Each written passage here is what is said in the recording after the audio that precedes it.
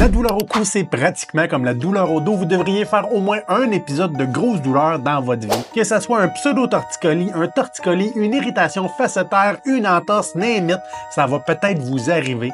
T'es-tu correct? Et on regarde des vidéos sur Internet et on discerne le mythe de la vérité. Aïe aïe aïe, je sais pas ce qui se passe, mais j'ai une douleur atroce à la nuque depuis ce matin. J'ai beau prendre des antidouleurs, mais rien ne fonctionne. C'est embêtant, ça.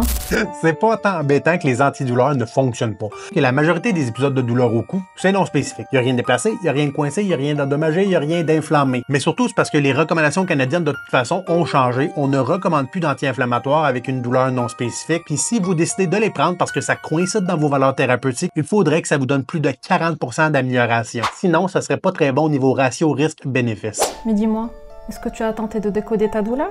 Décoder ma douleur, c'est une approche qui considère la douleur comme une compensation symbolique inconsciente liée aux émotions qu'on n'exprime pas. Beaucoup de mots pour juste dire que c'est important de regarder les stresseurs psychologiques parce qu'on sait maintenant que dans le nouveau modèle biopsychosocial que les pensées, les émotions jouent un rôle primordial dans le déclenchement d'une douleur non spécifique. La surcharge émotive, que ce soit l'angoisse, le stress, la dépression ou simplement la fatigue accumulée, a le pouvoir au long terme de transformer un inconfort en douleur et même d'amener des pertes fonctionnelles, la difficulté à tourner à droite ou à gauche. Et d'après ce que j'ai lu dans mon bouquin, écrit par un neurologue d'ailleurs, la douleur du cou est en lien avec un projet ou une communication difficile. Je sais pas où qu'elle a pris cette information-là, mais c'est clairement pas aussi spécifique que ça. Ça peut être dans le bas du dos, dans l'épaule, name it. Par exemple, si vous avez déjà eu une douleur dans le dos dans le passé à cause d'une entorse, etc., comme le cerveau a déjà gardé en mémoire qu'on a déjà eu un problème là-bas, cette région va être déjà plus sensible à cette augmentation sévère de stresseurs psychologiques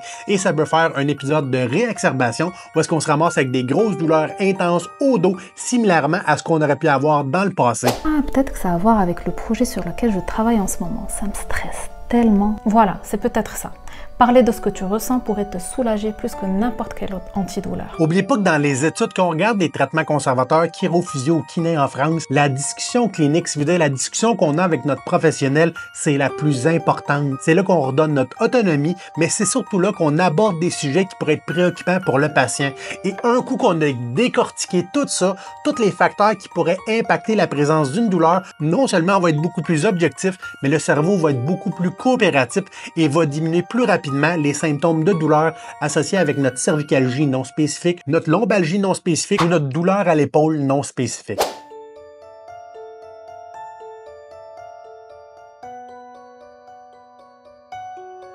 On a déjà parlé plein de fois dans mes vidéos, mais les gens sur Internet ont de la difficulté à comprendre c'est quoi la différence entre une tension, un inconfort et une douleur. Des étirements comme ça banals, ça a le pouvoir d'améliorer des inconforts, des tensions. Mais c'est pas très bon pour une douleur parce que c'est trop passif. Ce qu'on veut faire quand on a une douleur, c'est reprendre le contrôle, c'est ramener du mouvement actif et non passif à la maison. Donc ça, si on a un inconfort à la base du cou, numéro 1, si on est tendu, il n'y a pas de problème. Mais du moment qu'on a une douleur, qu'on a mal, il faut faire du renforcement.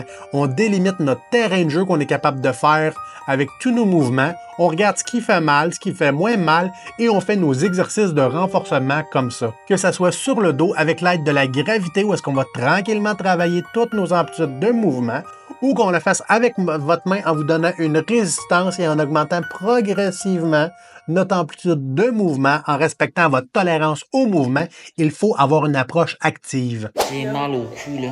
Comment ça fait t'as mal au cou? Je sais pas. T'as mal où? Ici. Tu veux que je fasse quoi? Je sais pas, masse quelque chose. Lève la tête, voir. Où t'as mal exactement? T'es-tu correct? Oh, c'est une tête d'enfant! S'il fallait qu'on brise le cou avec des petits mouvements simples comme ça, on aurait des joueurs de hockey et de football paraplégiques à se rentrer dedans. La colonne vertébrale, elle est extrêmement solide. Souvent, les gens vont se le faire de manière volontaire en travaillant tranquillement les amplitudes de mouvement. Ils vont entendre des audibles à travers un étirement. D'autres vont simplement bouger le cou puis ça va craquer. Les seuls moments où ça va être vraiment dangereux, où on va causer de la douleur et un problème, c'est quand les personnes à la maison, au lieu de faire un étirement progressif, vont donner un swing, ce qui va donner un crack dans le cou. Et comme le bras de levier va être plus grand, ben ça risque d'étirer des fibres musculaires dans le cou et développer un entorse grade 1 avec des grosses douleur au cou et là, on va consulter en chiropratique ou en physiothérapie pour nous soulager. Est-ce qu'il vous reste des questions après cette vidéo-là? Si oui, mettez-moi tout ça dans la section commentaires sur YouTube.